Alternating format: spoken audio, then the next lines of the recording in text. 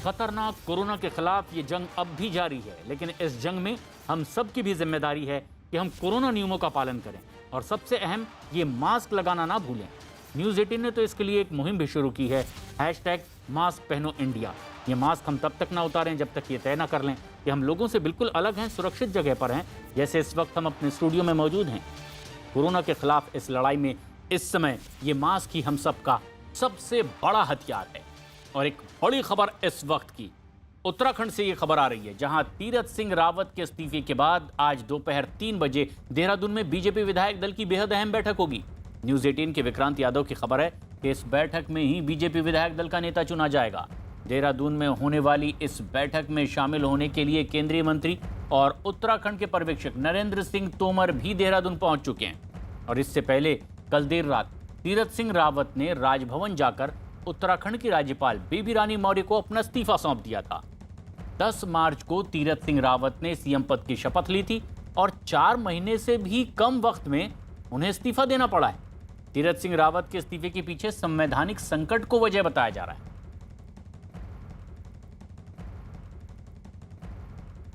अभी 3 बजे विधायक दल की बैठक है, इससे पहले सभी प्रमुख लोगों से मशवरा करेंगे और उसके बाद हाईकमान को बताएंगे और फिर सबसे राय मशवरे के बाद किसी निर्णय पर पहुंचेंगे। 3 बजे विधायक दल की बैठक होगी, घोषणा होगी और उसके बाद अगला कदम होगा। कांग्रेस पार्टी कई गंभीर आरोप लगा रही है। हरीश रावत कह रहे हैं कि सल्ट का चुनाव हम लोग लड़ सकते थे लेकिन नहीं लड़ रहे हैं और नतीजा ये हो रहा है कि इतने जो है अब तक मुख्यमंत्री बदले जा चुके हैं। रावत जी को बोलो पार्टी छोड़ के हमारे यहाँ सलाहकार बन जाए, उस हिसाब से चलेंगे फिर हम। जब मैंने पहले भी कहा था 164(4) और 151(1) पीपल रिप्रेजेंटेटिव एक्ट और संविधान दोनों में जो व्याख्या है उसके आधार पर चुनाव आयोग को चुनाव कराने में दिक्कत नहीं थी, लेकिन चूंकि उन्होंने एक लेटर जारी किया था कि हम कोरोना के कारण अभी 1 वर्ष कोई चुनाव नहीं कराएंगे, खासतौर पर उपचुनाव। ऐसी परिस्थितियों में हमारे सामने एक ही रास्ता बचता था कि मुख्यमंत्री जी इस्तीफा दें और नया कोई नेता चुना जाए। वो रास्ता ही अपनाया गया। सुनील नो प्रभात हमारे सहयोगी देहरादून से इस वक्त हमसे सीधे जुड़ रहे हैं और नीरज कुमार दिल्ली में मौजूद हैं। सुनील, क्या और ताजा हलचल और अपडेट आपके पास देहरादून से?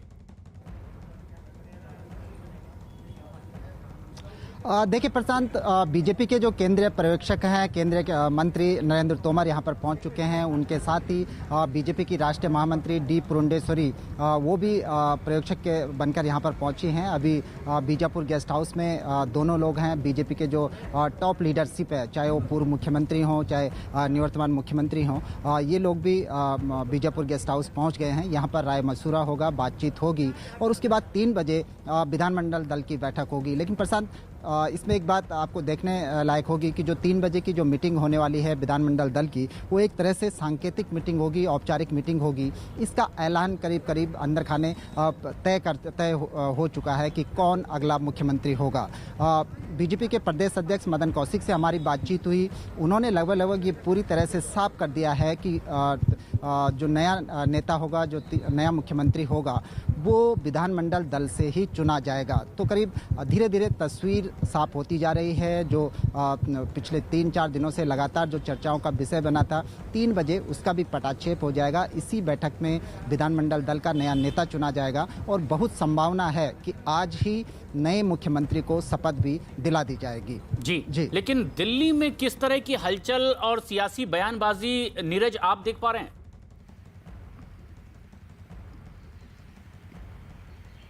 देखिए, विपक्ष की बात करें तो सियासी बयानबाजी यह है कि भारतीय जनता पार्टी के केंद्रीय नेतृत्व पर हमला किया जा रहा है कांग्रेस पार्टी की तरफ से कि आखिर ऐसी स्थिति क्यों पैदा की गई कि साल भर के अंदर चुनाव नहीं हो सकता और नया चेहरा बदल दिया गया और अब उनको हटाया जा रहा है जो कि विधायक नहीं थे और दूसरे विधायक को अब इस बात की संभावना है कि उनको राज्य का मुख्यमंत्री के तौर पे बनाया जाएगा। देखिए, पिछले 4.5 साल में तीसरे मुख्यमंत्री बनेंगे भारतीय जनता पार्टी से और अब से थोड़ी देर पहले कांग्रेस के वरिष्ठ नेता और महासचिव रणदीप सुरजेवाला ने तमाम उन लोगों की लिस्ट जारी की है जो बीजेपी शासन में लगातार कई चेहरे बदले गए। उत्तराखंड का उदाहरण देते हुए आपको याद होगा पिछली सरकार जब बीजेपी की थी तब भी कई चेहरे बदले गए थे और इस बार भी कई चेहरे बदले गए। बहरहाल भारतीय जनता पार्टी की कवायद चल रही है अपनी जगह कि कौन मुख्यमंत्री होगा अगला, क्योंकि 7 महीने बाद जब विधानसभा के चुनाव होंगे तो भारतीय जनता पार्टी की ये पुरजोर कोशिश होगी कि चेहरा इतना दमदार हो कि वो राज्य में पार्टी को विधानसभा का चुनाव जिता सके। क्योंकि अगर पार्टी हारती है तो सवाल उठेगा कि लगातार जिस तरह से चेहरे बदल रही थी बीजेपी, इसलिए हार की एक वजह भी वही बनी। तो बीजेपी आला कमान के लिए एक महत्वपूर्ण फैसला होगा ऐसे में, जबकि उन्होंने बदलने का फैसला किया है मुख्यमंत्री को। कांग्रेस भले ही सियासी आरोप लगा रही, लेकिन इस्तीफे के बाद तीरथ सिंह रावत का बयान भी सामने आया जिसमें उन्होंने पद छोड़ने की वजह संवैधानिक मजबूरी बताया। जो एक संवैधानिक संकट था और उस संवैधानिक संकट के कारण उन स्थितियों को देखते हुए, मद्देनजर रखते हुए मैंने अपना इस्तीफा मुख्यमंत्री पद से देना उचित समझा और मैं अपने केंद्रीय नेतृत्व का, माननीय वरिष्ठ नेतृत्व का बहुत आभारी हूं और धन्यवाद करना चाहूँगा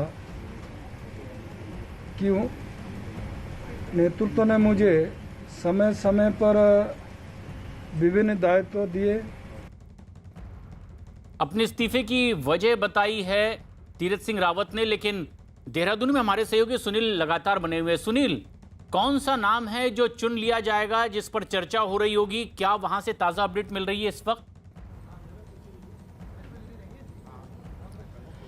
देखिए प्रशांत, जो कयास लगाए जा रहे थे कि इसमें सांसदों का नाम भी हो सकता है, लेकिन ये स्पष्ट हो चुका है प्रदेश अध्यक्ष के बयान से कि जो भी नया नेता चुना जाएगा वो विधानमंडल दल से ही नया नेता चुना जाएगा। आप ये देखेंगे कि ये बीजेपी का स्टेट हेडक्वार्टर है। सामने जो आपको दीवार दिख रही है ये सभागार है और यहीं पर ठीक 3 बजे बीजेपी विधानमंडल दल की मीटिंग होगी, उसमें नए नेता का नाम फाइनल कर लिया जाएगा। अभी तक जो विधानमंडल दल से जो नाम सामने आए हैं उनमें सतपाल महाराज हैं जो कैबिनेट मंत्री हैं, यहाँ पर टूरिज्म मिनिस्टर हैं, इसके अलावा राज्य मंत्री धन सिंह रावत हैं और कुमाऊं से कैबिनेट मिनिस्टर बिशन सिंह चुफाल हैं। तो ये 3 लोगों के नाम अभी प्रमुखता के तौर पर सामने आए हैं कि इनमें से किसी एक को नया नेता यानी कि उत्तराखंड में तीसरे मुख्यमंत्री की जिम्मेदारी सौंपी जा सकती है। बिशन सिंह चुफाल बहुत सीनियर लीडर बीजेपी के रहे हैं। वो पूर्व में प्रदेश अध्यक्ष रह चुके हैं बीजेपी के, कैबिनेट मिनिस्टर रह चुके हैं और वर्तमान में भी कैबिनेट मिनिस्टर हैं। तो ये भी माना जा सकता है कि बीजेपी इस प्रायोरिटी को भी ध्यान में रखेगी कि कोई भी जो भी नया नेता हो उसके पीछे कोई विवाद न हो, कोई गुटबाजी न हो, कोई खेमेबाजी न हो और वो आम आदमी तक, आम कार्यकर्ता तक इजी गोइंग अपनी अप्रोच बना सके, क्योंकि विधानसभा चुनाव में बहुत कम समय है और बीजेपी को ऐसा लीडर पार्टी को देना होगा, जनता को देना होगा कि जो सबको साथ लेकर आगे बढ़ सके। जी बिल्कुल, लेकिन इस बीच जो लगातार खबरें आ रही है कि यहां विपक्ष भी हमलावर दिखाई देता है। नीरज, किस तरह की बात अब सामने आ रही है जहां आप मौजूद हैं? कांग्रेस कैसे देख रही है?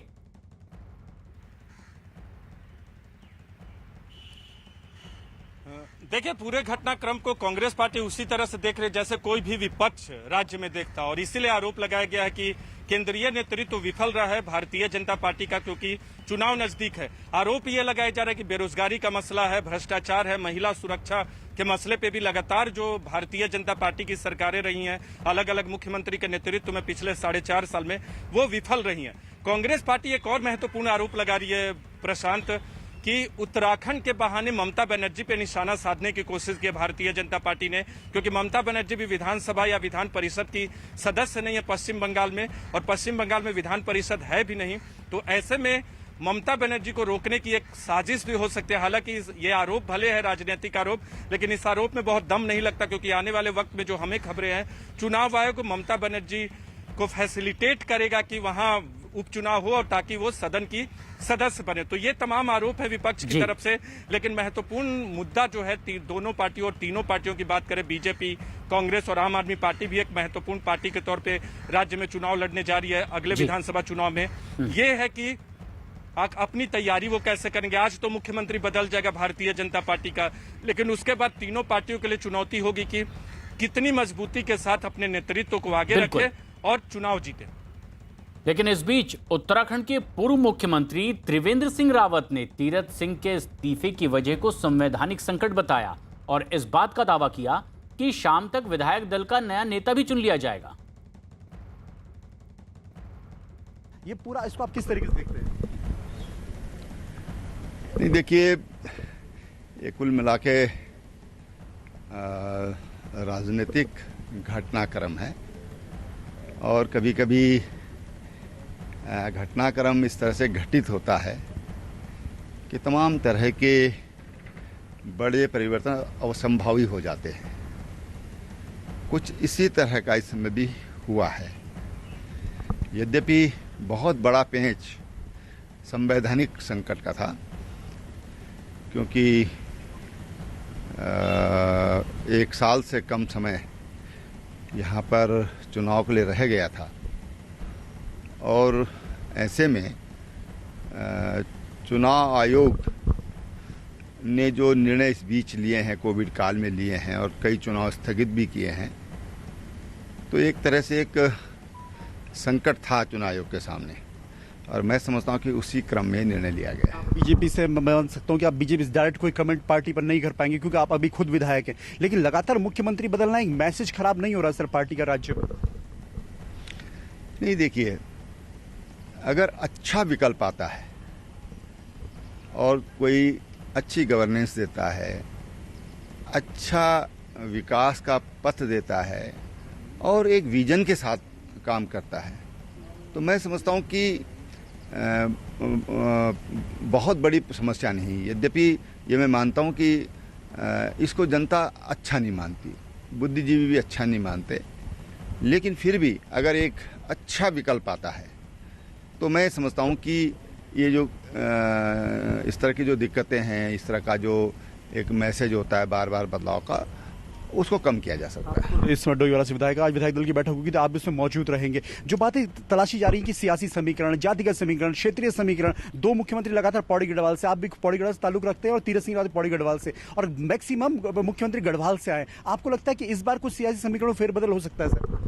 नहीं, देखिए, ऐसा कुछ नहीं। तो विधानमंडल दल को तय करना है कि किसको उनको अपना नेता बनाना है। विधानमंडल दल तय करता है कि उनका नेता कौन होगा और इसलिए विधायकों को ही इसके बारे में निर्णय लेना है। जब शाम को विधायकों की बैठक होगी तो विधायक उसमें निर्णय लेंगे। चर्चाएं ऐसी भी कि हो सकता है त्रिवेंद्र सिंह रावत को दोबारा सत्ता में वापसी करवाई जाए, ये राजनीतिक विश्लेषक भी कह रहे हैं और अंदर खाने इस तरह की चर्चाएं भी। आपको इसको लेकर क्या मानना है? नहीं, देखिए, मैंने बताया ना कि ये तो विधानमंडल दल को निर्णय लेना है, विधायकों को निर्णय लेना है कि किसको अपना नेता वो चुनते हैं। इस बीच उत्तराखंड कांग्रेस अध्यक्ष प्रीतम सिंह ने तीरथ सिंह रावत के इस्तीफे पर बीजेपी को घेरा। प्रीतम सिंह ने बीजेपी पर उत्तराखंड में राजनीतिक अस्थिरता पैदा करने का आरोप लगाया। उत्तराखंड के राजनीतिक घटनाक्रम पर हमसे बातचीत करने के लिए उत्तराखंड कांग्रेस के अध्यक्ष प्रीतम सिंह हैं। प्रीतम सिंह जी, कांग्रेस पार्टी कैसे देख रही है पूरे घटनाक्रम? देखिए, बड़ा स्पष्ट है कि जब 2017 का विधानसभा चुनाव हुआ था, उत्तराखंड के लोगों ने प्रचंड बहुमत से भारतीय जनता पार्टी को सत्ता सौंपने का काम किया, लेकिन सत्ता में बैठे हुए लोगों ने उत्तराखंड के लोगों की जन भावना का अनादर करने का काम किया। पहले मुख्यमंत्री को बदला, फिर दूसरे मुख्यमंत्री को लाया और 4 महीने में उसकी को बदलने की कयावत चल रही है। तो आप अंदाजा लगा सकते हैं कि उत्तराखंड राज्य के अंदर अस्थिरता पैदा करने का काम सत्ता में बैठे हुए लोगों ने किया और उत्तराखंड के लोगों की जन भावना से खिलवाड़ करने का काम सत्ता में बैठे हुए लोगों ने किया है। उत्तराखंड की जनता 2022 का इंतजार कर रही है और भाजपा को सबक सिखाने का काम करेगी। उत्तराखंड के घटनाक्रम को आप लोग बंगाल से जोड़ रहे हैं। आपके एक नेता ने कहा कि उत्तराखंड तो बहाना है, ममता बनर्जी पर निशाना है, क्यों? देखिए, हमारे साथी का जो कहने का आशय था वो ये था कि पश्चिम बंगाल के अंदर ममता बनर्जी इस समय सदन की सदस्य नहीं है, वो मुख्यमंत्री के रूप में जो है कार्य कर रही हैं। यदि वो सदन की सदस्य नहीं बन पाएंगी तो स्वाभाविक बात है वो भी मुख्यमंत्री के रूप में काम नहीं कर पाएंगी और इसीलिए तीरथ की बलि दे करके ममता पर निशाने साधने का काम सत्ता में बैठे। लेकिन उत्तराखंड के नए सीएम के लिए 4 नामों की चर्चा तेज है। न्यूज 18 के अमिताभ सिन्हा की खबर है कि सीएम पद की रेस में जिन नामों की चर्चा है उनमें प्रदेश अध्यक्ष मदन कौशिक का नाम भी शामिल है। साथ ही साथ सीएम पद की रेस में सतपाल महाराज, पुष्कर धामी और धन सिंह रावत का नाम भी शामिल है। बिशन सिंह चुफाल हैं, डीडी हाट से विधायक हैं, डिस्ट्रिक्ट पिथौरागढ़ से प्रदेश अध्यक्ष रह चुके हैं और तीरथ रावत गवर्नमेंट में पेयजल मंत्री थे और इस वक्त मुख्यमंत्री पद की रेस के लिए बिशन सिंह चुफाल का नाम भी चर्चाओं में है। सीधे उनसे जानते हैं, सर लगातार आपका नाम चर्चाओं में है कि इस बार अगर पॉलिटिकल समीकरण फिट बैठे बीजेपी के तो आप अगले मुख्यमंत्री हो सकते हैं। 3 बजे विधानमंडल दल की बैठक है हमारे भारतीय जनता पार्टी कार्यालय में। केंद्रीय नेतृत्व हमारे पर्यवेक्षक के रूप में केंद्रीय मंत्री तोमर जी उपस्थित हैं। उनके बीच में विधानमंडल दल की बैठक में तय होगा विधानमंडल दल के नेता का। नहीं तो अब बातें ये भी आ रही है कि इस बार जातिगत समीकरण, क्षेत्रीय समीकरण पे, क्योंकि मदन कौशिक इस वक्त हरिद्वार से विधायक हैं और ब्राह्मण जाति से आते हैं, इसलिए हो सकता है कुमाऊं से और ठाकुर जाति के जो प्रतिनिधित्व है जहां से आप बिलोंग करते हैं उसको एक मौका मिल सकता है। राजनीतिक पार्टियां कोई भी हो, भारतीय जनता पार्टी भी इस चीज़ को देखते हैं कि भाई कोई भी क्षेत्रीय संतुलन और जाति समीकरण से ही पार्टी आगे चलती है। इसलिए जो भी पार्टी निर्णय करेगी वो तो प्रदेश के हित के लिए काम करेगी, प्रदेश के हित को देखते हुए पार्टी तय करेगी। जो हुआ पहले 9 मार्च को त्रिवेंद्र सिंह रावत ने इस्तीफा दिया, कल 2 जुलाई को तीरथ सिंह रावत ने इस्तीफा दे दिया, आप खुद प्रदेश अध्यक्ष रह चुके, आपको नहीं लगता कि बीजेपी के लिए लॉस हो रहा है उत्तराखंड में? भाजपा को कोई लॉस नहीं हो रहा है। भाजपा बिल्कुल 2022 में भारतीय जनता पार्टी की सरकार भारी बहुतों से मिलेगी।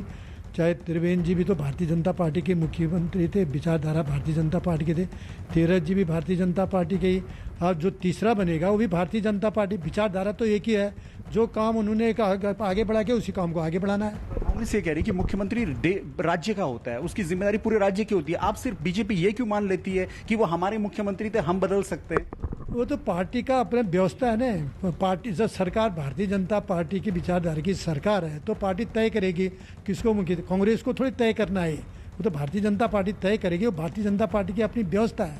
तो आपको क्या लगता है सर, विधायकों में से होगा, सांसद होगा? क्योंकि पिछले सांसद आए, वहां जाके बीजेपी संवैधानिक संकट में फंस गई। वो तो 3 बजे पता चलेगा कि क्या सांसदों में हो या विधायकों में। तीरथ सिंह रावत के इस्तीफे के बाद आज देहरादून में होने वाली एक बेहद अहम बीजेपी के विधायक दल की बैठक पर कांग्रेस की भी नजर बनी हुई है और इस बीच कांग्रेस नेता रणदीप सुरजेवाला का बयान भी सामने आया है। पहले त्रिवेंद्र रावत साहब, फिर तीरथ सिंह रावत साहब और अब एक और।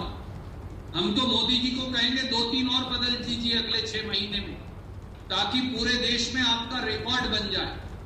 और साथियों, राजनीतिक अस्थिरता पैदा करने के लिए भाजपा मशहूर है।